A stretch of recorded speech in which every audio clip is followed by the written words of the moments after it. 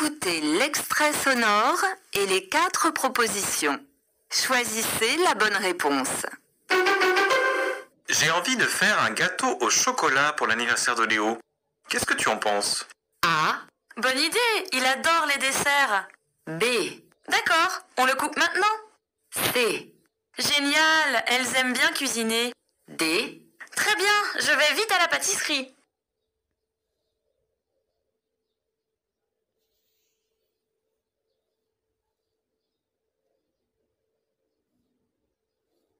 Écoutez l'extrait sonore et les 4 propositions. Choisissez la bonne réponse. Ah, enfin Luc, te voilà. Salut Marie, ça va? Oui, mais tu es très en retard. Nous avions rendez-vous à 15 heures. Qu'est-ce qui s'est passé? A. Désolé, j'ai raté mon train. B. Désolé, j'arrive dans 10 minutes. C. Désolé, je serai absent demain. D. Désolé, je suis au restaurant.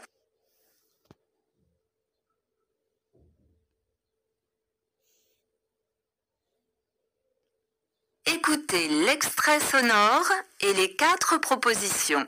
Choisissez la bonne réponse. Ah, je n'ai plus d'argent. Tu sais où je peux en retirer? A. Oui, c'est une nouvelle banque. B.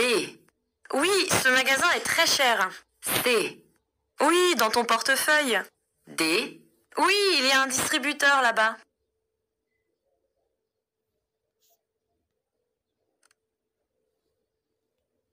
Écoutez le document sonore et la question. Choisissez la bonne réponse. Je crois qu'il y a un certain nombre de parents qui aujourd'hui se rendent compte qu'il faut aussi qu'on propose aux enfants autre chose que les mini-films sur les mini-tablettes et qu'il faut qu'on leur montre que le cinéma, ça se passe dans une salle noire, sur un grand écran, avec un son qui est de qualité. Il faut qu'on forme les enfants à l'image, qu'on les éduque à l'image, mais c'est tout simplement leur montrer de beaux films. Que souhaite faire cette intervenante pour les enfants?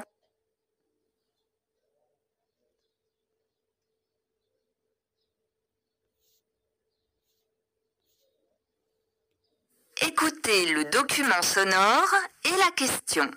Choisissez la bonne réponse. Si les délais de présentation à l'examen du permis sont aussi longs, c'est principalement à cause du manque d'inspecteurs du permis de conduire. Ces fonctionnaires sont trop peu nombreux face à la demande des auto-écoles.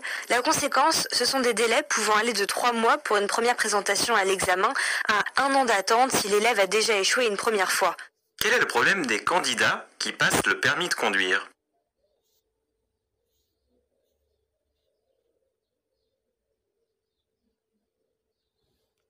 Écoutez le document sonore et la question. Choisissez la bonne réponse.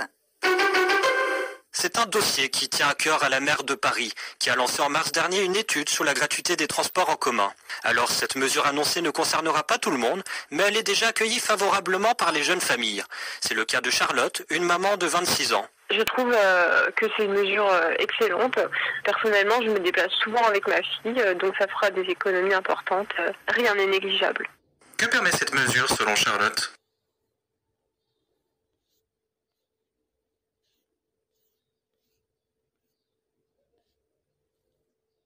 Écoutez le document sonore et la question.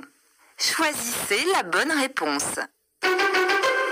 On veut décider nous-mêmes de ce qu'on consomme et on veut faire entrer dans l'analyse de l'achat d'un produit, en plus du fait qu'il est pas cher et qu'il est à portée de main, est-ce qu'il est bon pour ma santé? Est-ce qu'il est bon pour la santé de mes enfants? Est-ce qu'il est bon pour la santé de l'environnement et des générations futures? D'après cet extrait, que souhaiteraient les consommateurs?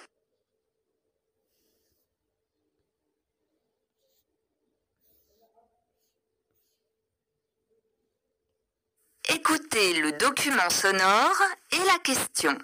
Choisissez la bonne réponse. Est-ce que ça implique des sacrifices pour toi quand même d'être une bonne élève? Oui, quand même dans la vie de tous les jours parce que souvent je passe beaucoup de temps à réviser. C'est vrai, je passe beaucoup de temps, donc souvent je refuse des sorties qu'on me propose.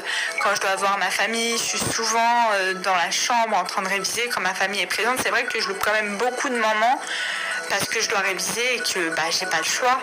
Pourquoi cette jeune fille a-t-elle de bons résultats scolaires? Écoutez le document sonore et la question. Choisissez la bonne réponse.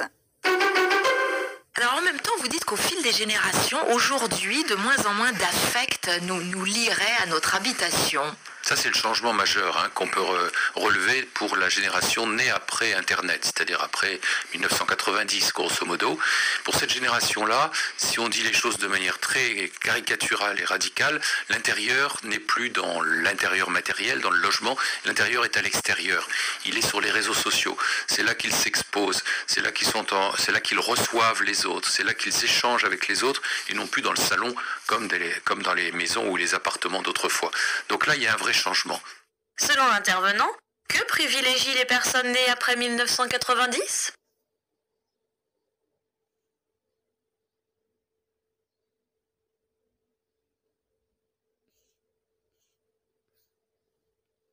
Écoutez le document sonore et la question.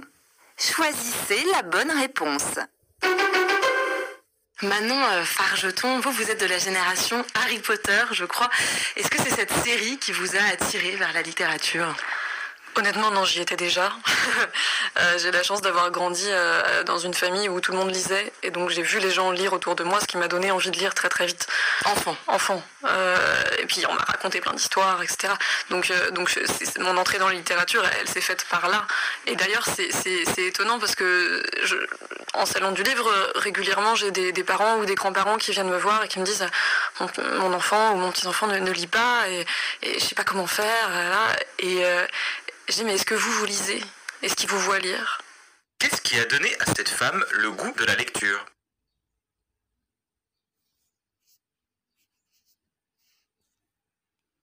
Écoutez le document sonore et la question. Choisissez la bonne réponse. Parler d'amour sans mièvrerie, c'est exactement ce que propose la photographe Johan Lamoulaire dans les quartiers nord de Marseille. Oui, des quartiers dont on entend plus souvent parler pour le trafic de drogue que pour la romance. Un couple enlacé, adossé à un quad, des adolescents sur une dalle au pied d'un grand ensemble d'immeubles. Beaucoup de pudeur dans l'œuvre de cette photographe de 37 ans, exposée au théâtre du Merlan. C'est un théâtre des quartiers nord que dirige Francesca Poloniato. Johan Lamoulaire est tombée amoureuse des quartiers nord depuis de nombreuses années, et quand elle prend des photos, elle pose un regard de sincérité, de vérité et de beauté. Elle apporte un peu de tendresse dans des quartiers difficiles. Oui, elle amène de la tendresse, mais elle amène aussi de l'amour. Que cherche à faire Johan Lamoulaire avec ses photographies ?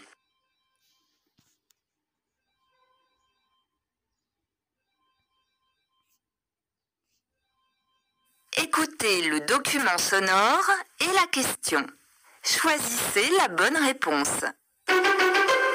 L'impact de l'agriculture industrielle sur le climat avec les émissions de gaz à effet de serre montre qu'il faut faire évoluer ce système, un système dont les agriculteurs sont aussi les victimes économiques. Arnaud Gauffier, WWF France. Les agriculteurs sont finalement les premières victimes de ce modèle-là d'un point de vue financier, puisque ce modèle basé sur la production de masse d'alimentation de qualité moyenne n'assure pas un revenu aux agriculteurs. On l'a vu là récemment avec les criées du lait. C'est le cas aussi pour les éleveurs de porcs. Finalement, c'est un modèle qui assure ni les revenus des agriculteurs, ni la préservation de l'environnement. Qu'explique Arnaud Gauffier sur l'agriculture industrielle ?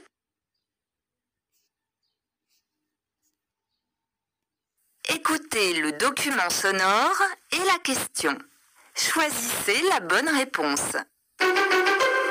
Et pourquoi vous avez fait des maths et à ce niveau-là, rapidement, vous allez avoir le temps de développer au cours de l'émission? Oui, disons que moi j'étais a priori déjà une intellectuelle, j'étais bonne en classe, j'avais envie d'étudier un certain nombre de choses, l'histoire, la philosophie, mais finalement j'ai trouvé qu'on peut continuer à s'intéresser à l'histoire et à la philosophie de façon en amateur, alors que si on veut faire des maths, on est obligé de les faire de façon assez approfondie. Pourquoi l'invitée a-t-elle choisi de devenir mathématicienne ?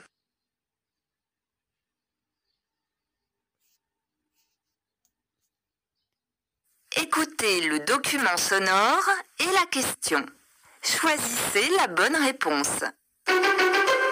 y a deux choses qu'il faut bien séparer. C'est que d'une part, effectivement, on a connu donc à partir du 19e siècle et puis avec cette date clé là de 1936, l'avènement d'un temps libre caractérisé par justement des congés payés qui se sont diffusés à différentes catégories sociales. Et puis bien évidemment toutes les lois sur le temps de travail, etc., qui ont dégagé un certain nombre de temps libérés. Voilà.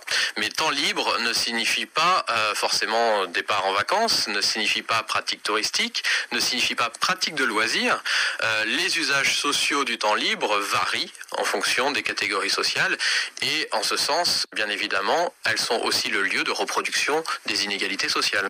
Qu'explique cet intervenant sur le temps libre en France ?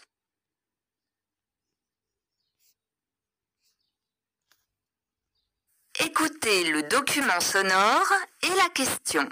Choisissez la bonne réponse. Des Homo habilis ou des hommes un peu plus évolués que les australopithèques ont inventé l'outil. Eh bien, cet outil témoigne de l'émergence de la pensée conceptuelle, car l'outil taillé par l'homme, et ça n'a rien à voir avec l'outil utilisé par des animaux comme les singes. Aujourd'hui, on montre que Oui, des singes, animaux utilisent des les grands singes, les chimpanzés, les gorilles peuvent prendre un galet pour casser une noix. Mais ce n'est pas un outil, c'est un objet utilisé. Et l'outil à manufacturer n'est pas pour une action, il n'est pas conçu, n'est pas fabriqué pour une action immédiate, mais une action qui se prolonge dans le temps. Qu'est-ce qui caractérise l'outil façonné par l'homme ?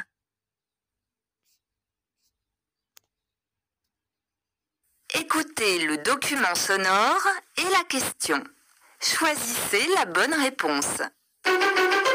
Alors cette réticence à faire vacciner, il faut la mettre sur le compte de quoi ? Des fausses informations qui circulent sur Internet ? Oui, alors il y a une montée mondiale de ce qu'on appelle l'hésitation vaccinale, et particulièrement en France, puisque une étude anglaise a montré que 41% des Français étaient hésitants vis-à-vis de la sécurité vaccinale, alors que dans le reste du monde, on est à 13% et 17% pour l'Europe. Donc c'est un vrai souci. Cette maladie qui aurait dû normalement être déjà éradiquée continue à proliférer, et la France, c'est un des 6 pays d'Europe à avoir encore à l'état endémique, c'est-à-dire chronique, des rougeoles. Qu'est-ce qui, selon l'intervenant, explique la disparité des taux de couverture vaccinale ?